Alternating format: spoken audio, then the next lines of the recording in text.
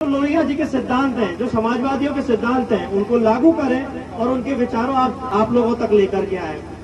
जो लोहिया जी का नारा हुआ करता था कि सड़क सुनसान हो जाएगी तो ये सदन आवारा हो जाएगी, और वही स्थिति है कि आज विपक्ष में कोई ऐसा बैठा नहीं है जो विरोध कर सके। इसीलिए अंधाधुंध पेट्रोल बढ़ता चला जा रहा है, अंधाधुंध निजीकरण होता चला जा रहा है। आज अगर हमारा कोई गरीब किसान या सक्षम व्यक्ति भी है तो वो शासकीय व्यवस्था में अच्छा इलाज नहीं करा सकता, अच्छी शिक्षा ग्रहण नहीं कर सकता। उसकी मजबूरी है कि उसको प्राइवेट के दरवाजे पे ही जाना पड़ेगा। सरकारी व्यवस्था में आप केवल मर सकते, जी नहीं सकते। और ये व्यवस्था हमारे उन्हीं लोगों ने दी है जिनको हमने वोट दिया है। तो हमारा आपसे वही निवेदन है कि जिसे आप वोट देते हैं उससे आप समय समय पे इस बात का विरोध करें, या जब दोबारा वो वोट मांगने आए कि पहले पुराना हिसाब किताब जो हमने पुराना वोट दिया था उसका हिसाब किताब दो। इस 5 साल में तुमने कितनी अच्छी शिक्षा व्यवस्था दी है, इस 5 साल में कितनी अच्छी स्वास्थ्य व्यवस्था दी है, उन लोगों को बीच में लाके खड़ा कर दीजिए जिन लोगों को जमीन बेच करके अपने बच्चों को शिक्षा देनी पड़ रही है, जमीन बेच के अपने इलाज कराने पड़ रहे हैं। अगर घर में कोई गंभीर बीमारी से ग्रस्त हो चुका है तो उन लोगों के सामने करिए क्या इनकी जमीन वापस कर सकते हो। वोट तो हमने तुम्हें इसी बात पे दिया था कि अच्छी शिक्षा दिलवाओगे, अच्छी स्वास्थ्य व्यवस्था दिलवाओगे, हमारी जो जरूरतें होंगी उसकी पूरा करोगे, हमारी जो तकलीफें होंगी उनकी पूरा करोगे। ये सब चीजें तो सार्वजनिक थी कि अच्छी शिक्षा और स्वास्थ्य व्यवस्था होनी चाहिए थी। जैसा अभी नीरज भाई ने कहा, ये हमारी खनिज जो हमारी संपत्ति लूट रही है ये हम सबकी संपत्ति थी, इस पे जो रॉयल्टी जाती है वो हम सबकी संपत्ति है। अगर यह खदानों का उत्खनन हो रहा है, अवैध उत्खनन हो रहा है, तो अवैध उत्खनन कोई नहीं रोक रहा, और जो वैध उत्खनन हो रहा है उसकी रॉयल्टी का पैसा इसी क्षेत्र में क्यों नहीं खर्च हो रहा है, वो उससे क्यों शहरों का विकास हो रहा है, क्यों ग्राम का विकास नहीं हो रहा, इसकी जिम्मेदारी कौन लेगा। आज भिंड, मुरैना और ग्वालियर चंबल संभाग पूरे देश में जाना जाता है। पहले बागियों के लिए जाना था, वो बागी भी वही हुआ करते थे जो अन्याय के खिलाफ खड़े हो जाते थे।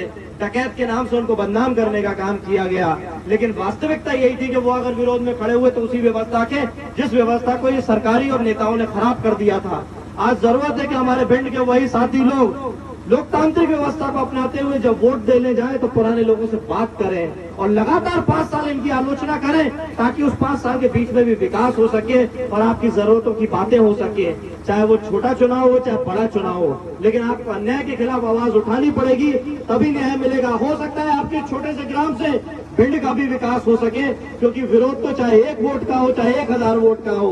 आपने भी देखा होगा 1 वोट से भी हारते अटल बिहारी वाजपेयी की सरकार 1 वोट से चली गई थी। आज वही भारतीय जनता पार्टी आवारा हो चुकी है जो 1 वोट की कीमत नहीं समझ रही है। हम सब लोगों को वो वोट की कीमत और वोट की ताकत को दिखाना है। चाहे भारतीय जनता पार्टी हो जो ये बताती है कि विश्व के सबसे ज्यादा कार्यकर्ता और नेता हमारे पास हैं, जो चाल चेहरा चरित्र की बातें करते हैं, उनका चाल चेहरा चरित्र दिख रहा है कि आज अगर हमारे क्षेत्र में चुनाव का जो आर्थिक बोझ हमारे ऊपर पड़ रहा है तो भारतीय जनता पार्टी और कांग्रेस दोनों की देन है। ये 22 विधायक जो कल तक हमने कांग्रेस के नाम पे वोट दिए थे, आप साथियों ने वोट दिए थे, आज वो भारतीय जनता पार्टी में जाकर के वोट मांग रहे हैं। तो क्या हम लोगों का कसूर था जो हमने उस समय कांग्रेस पे विश्वास किया था? क्या उससे पहले जो भारतीय जनता पार्टी पे विश्वास किया था? ये विश्वास खोने का काम करते हैं, इसीलिए खोते हैं कि ये हमें मूर्ख समझने लगे, ये समझने लगे कि हमारे बीच में जो आता रहेगा। मैं नहीं कहता आप समाजवादी पार्टी को वोट दीजिए, लेकिन आप वोट जिसको भी दें उससे हिसाब किताब जरूर बराबर कीजिए कि तुमने पिछले 5 साल क्या किया और अगले 5 साल क्या करोगे। उनके जो भी नेता हैं, जो भी कार्यकर्ता हैं, उनसे सवाल करते रहिए, आपकी आवाज जरूर पहुंचेगी। ये जो आज महामारी फैली हुई है कोरोना, ये हेलीकॉप्टर से आई, हवाई जहाज के माध्यम से आई है, ये हमारे देश की बीमारी नहीं है। ये हवाई जहाज से अंदर आ कैसे गई? क्यों नहीं रोक पाई भारतीय जनता पार्टी की केंद्र की सरकार? मोदी का हल्ला मचाता, क्यों मोदी नहीं रोक पाए? जो 56 इंच की बातें करते थे उनका सीना क्यों सुकड़ गया इस बीमारी के नाम पे? क्या हमारे गांव किसान की तो कमजोरी थी? आज जितना मजदूर पलायन किया बड़े शहरों से, रास्ते में मर गया, उसका हिसाब किताब कौन देगा? लॉकडाउन के नाम पे आपने जो खुली लूट की है, जो भ्रष्टाचार हुआ है, उसके लिए हिसाब किताब कौन देने वाला है? आज चीन के नाम से हमको गुमराह किया जा रहा है। क्या हम लोग लेने गए थे चीन में सामान? समाजवादियों ने हमेशा चीन से खतरा होने की बात कही है, लेकिन इन लोगों ने कभी नहीं मानी। चाहे अटल बिहारी वाजपेयी जी की सरकार हो चाहे मोदी जी की सरकार हो, इन्होंने हमेशा दोस्ताना व्यवहार किया। मोदी जी तो 10 कदम आगे निकल गए। 18 मीटिंगें अगर इस देश के अंदर किसी ने चीन के साथ की हैं, तो वो हमारे देश के प्रधानमंत्री मोदी जी ने की है।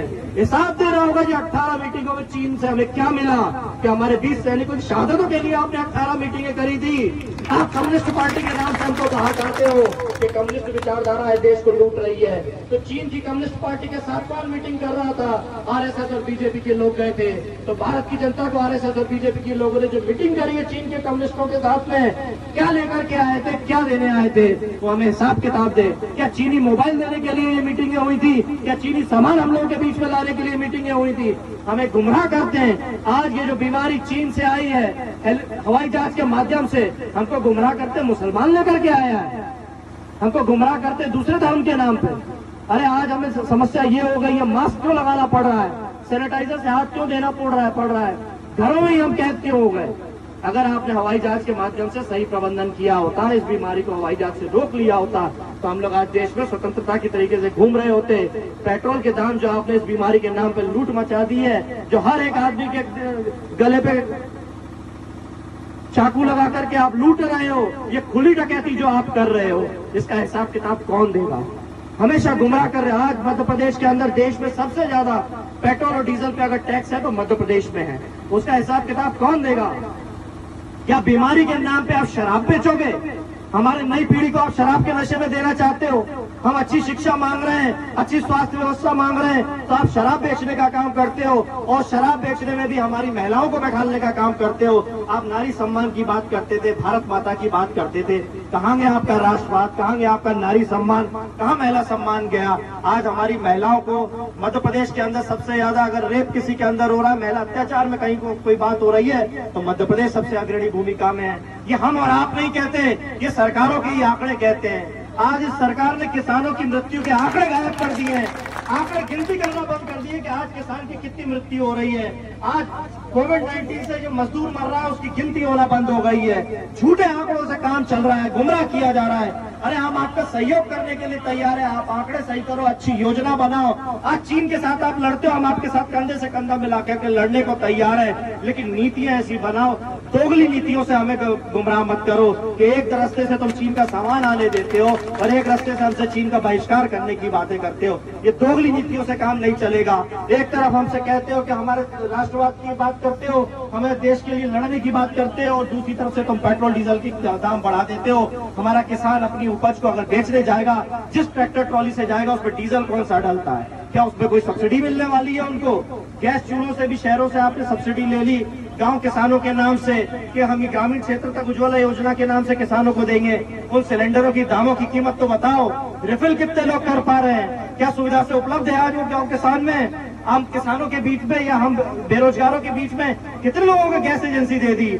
गैस एजेंसी देने का काम आपने उन्हीं पूंजीपति नेताओं को दिया है जो आपकी गुलामी करते हैं, और हम किसानों को, हम कमजोरों को बेचने का काम किया है। अगर आपको गैस एजेंसी देनी है उज्ज्वला योजना के नाम पे, दीजिए हम बेरोजगारों के बीच में, दीजिए सब्सिडी उनको। क्यों लाखों करोड़ों की आप पूंजी लगा करके गैस की एजेंसी देना चाहते हो, पेट्रोल पंप देना चाहते हो? क्या अपने आप में ये गारंटी नहीं है कि हमारा जो कमजोर गरीब कमजोर किसान है वो इस देश का नागरिक है? ये गारंटी काफी नहीं है उसके लिए जो आप लाखों करोड़ की गारंटी लेकर के पेट्रोल पंप और किसान को गैस एजेंसी देना चाहते हो, यार अन्य योजनाओं से जोड़ना चाहते हो? आज मुख्यमंत्री सहायता योजना चलती है,